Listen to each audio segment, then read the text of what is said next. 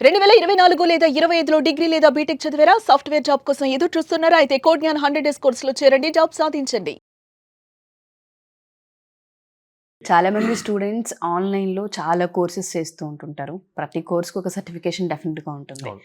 వాళ్ళు ఏదైతే ఒక ఇంటర్వ్యూకి అప్లై చేస్తారో, మేము ఇన్ని సర్టిఫికేషన్స్ అన్నీ పెడుతూ ఉన్నాము. బట్ ఎందుకో మేము షార్ట్ లిస్ట్ అవ్వట్లేదు అని అడుగుతుంటారు.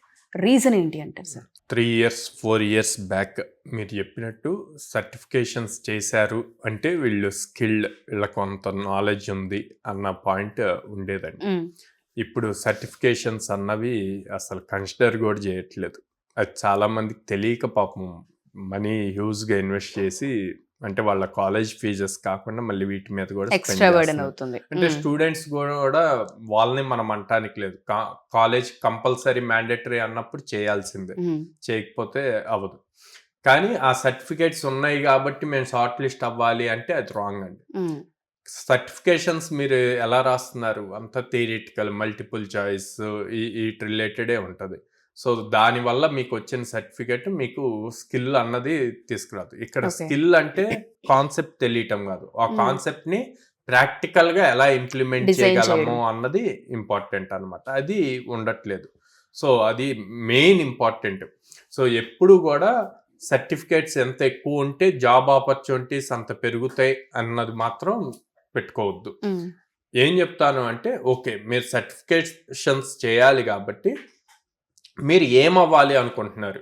జావా డెవలపరా, పైథాన్ డెవలపరా, లేకపోతే డేటాబేస్ అడ్మినా, లేకపోతే బిగ్ డేటా రిలేటెడ్ వెళ్ళాలనుకుంటున్నారా, ఏ రిలేటెడ్? వీటన్నిటికీ ఒక్కొక్క దానికి ఒక్కొక్క ప్రాపర్ సర్టిఫికేషన్ ఉంది. ఫర్ ఎగ్జాంపుల్ జావా తీసుకుందాం అనుకోండి. జావా అన్నది ఒరాకిల్ కంపెనీ వాళ్ళది. సో జావా పేరు మీద చాలా సర్టిఫికేషన్స్ వస్తాయి, అవన్నీ వాల్యూ ఉండవు. ఒరాకిల్ కంపెనీ నుంచి ఏదైతే మీకు సర్టిఫికేషన్ వస్తుందో అదే వ్యాలిడ్ అండ్ మీ Okay. రెజ్యూమ్కి 100% వెయిటేజ్ పెంచుతుంది. ఒరాకిల్లో ఓసీజేపీ సర్టిఫికేషన్ అని చెప్పి ఉంటుంది. Oracle certified Java programmer okay. Or Java professional, ఇట్లా మళ్ళీ వాటిల్లో స్టేజెస్ ఉంటాయి. అవి వెయిటేజ్ ఇస్తాయి. అవి వెయిటేజ్, అవి యాక్చువల్ సర్టిఫికేషన్స్. ఓకే. ఓకే, అట్లాగే సర్వీస్ నో సర్టిఫికేషన్స్ ఉంటాయి, డైరెక్ట్గా కంపెనీ సర్టిఫికేషన్. పెగా సర్టిఫికేషన్స్ ఉంటాయి, డైరెక్ట్ కంపెనీ. సో ఇలాంటివి చూసి చేసుకుంటే గనక వాళ్ళకి రెజ్యూమ్కి వెయిటేజ్ వస్తుంది. అలా కాకుండా ఆన్లైన్లో ఉన్న ప్రతిదీ చేస్తే యూజ్ ఉండదండి. And instead of focusing on certifications, focus on skill building. So ఎలా స్కిల్ బిల్డ్ చేసుకోవాలి, నేర్చుకున్న దాన్ని ఎలా ఇంప్లిమెంట్ చేయాలి అన్నది ఇంపార్టెంట్. మీరు సర్టిఫికేషన్స్ రెజ్యూమ్లో మెన్షన్ చేసే కన్నా కూడా, నేను ఫ్రీలాన్సర్గా ఇలా వర్క్ చేశాను, సో ఈ ప్రాజెక్ట్కి నేను ఈ అప్లికేషన్ బిల్డ్ చేయగలిగాను, లేకపోతే అందులో ఒక చిన్న మాడ్యూల్ బిల్డ్ చేశాను అని గనక మీరు పెట్టుకుంటే అది వెయిటేజ్ వస్తుంది ఇన్స్టెడ్ ఆఫ్ సర్టిఫికేషన్స్. సో మనకి చాలా ప్లాట్ఫామ్స్ ఉన్నాయి. ఫ్రీలాన్సర్ ప్లాట్ఫామ్ ఉంది, అప్వర్క్ అని చెప్పి ఉంది, freelancer.in ఉంది. సో ఈవెన్ లింక్డ్ఇన్లో వస్తాయి ఆపర్చునిటీస్. సో వీటిల్లో మీరు డైరెక్ట్గా ఫ్రీలాన్సర్ జాబ్స్కి అప్లై చేసి మీకున్న స్కిల్ సెట్ మెన్షన్ చేస్తే దాని రిలేటెడ్ జాబ్ కనిపిస్తూ ఉంటాయి, టాస్క్స్. ఆ టాస్క్స్ తీసుకొని ఫినిష్ చేస్తే కనుక మీకు స్టైఫెండ్ రావచ్చు, లేదా మీకు సర్టిఫికేట్, ఇన్స్టెడ్ ఆఫ్ సర్టిఫికేట్ ఆ యూజర్ మీకు అప్రిషియేషన్ ఇస్తాడు.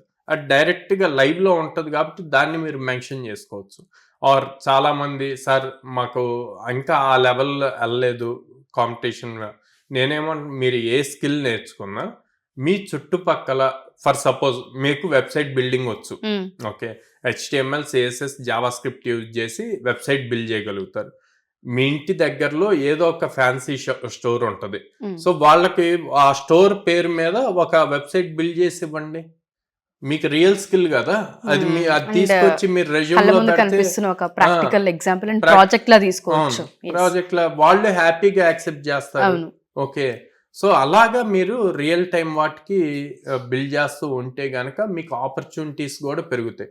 అతను ఇంప్రెస్ అవ్వచ్చు, ఆ షాప్ అతను, అరే భలే చేసావు నానా అని చెప్పి తన సర్కిల్లోనో లేకపోతే తన ఫ్యామిలీలోనో ఎవరో హెచ్ఆరో లేకపోతే ఏదైనా కంపెనీలో వర్క్ చేసే వాళ్ళు ఉంటే ఇమ్మీడియట్గా తనని కనెక్ట్ చేస్తాడు. ఆ నెట్వర్కింగ్ వల్ల మీకు ఆపర్చునిటీ రావచ్చు. సో ఎక్కడా కూడా స్కిల్ నేర్చుకొని అట్లా కామ్ గా కూర్చోవద్దు. ఆ Hmm. స్కిల్ ని ఎలా నెట్వర్క్ ఇంప్లిమెంట్ చేసుకోవాలన్నది చేయాలి దానిపైన కూడా ఫోకస్ చేయాలి. ఎగ్జాక్ట్లీ. ఎస్పెషల్లీ ఈ 2026 అవును. బయటకు ఎవరైతే రాబోతున్నారో ఆ స్టూడెంట్స్ అందరికీ ప్రజెంట్ ఈ సినారియోలో అయితే ఇవే అవసరం. ఇది మ్యాండేటరీ అని చెప్పొచ్చు సార్. పేరెంట్స్ ఈ వీడియోస్ చూసినా లేదు పిల్లలు డైరెక్ట్ అప్రోచ్ అవ్వాలి అనుకున్నా మన బ్రాంచెస్ ఎక్కడెక్కడ ఉన్నాయి, ఏ విధంగా అప్రోచ్ అవ్వాలి అంటారు? విజయవాడలో మొగలరాజపురంలో ఉందండి, హైదరాబాద్ జేఎన్టీ మెట్రో స్టేషన్ దగ్గర ఉంది, అండ్ అమీర్పేటలో చెన్నై షాపింగ్ మాల్ ఆపోజిట్ లో ఉంది, అండ్ ఫిబ్రవరి 26th నుంచి వైజాగ్ వైజాగ్. ద్వారకా నగర్ ఫస్ట్ లైన్ లో ఓపెన్ అవుతుంది. ఓకే. సో అప్రోచ్ అవ్వాలంటే స్క్రీన్ మీద కనిపిస్తున్న నెంబర్స్ కి కాల్ చేయొచ్చు. డెఫినెట్గా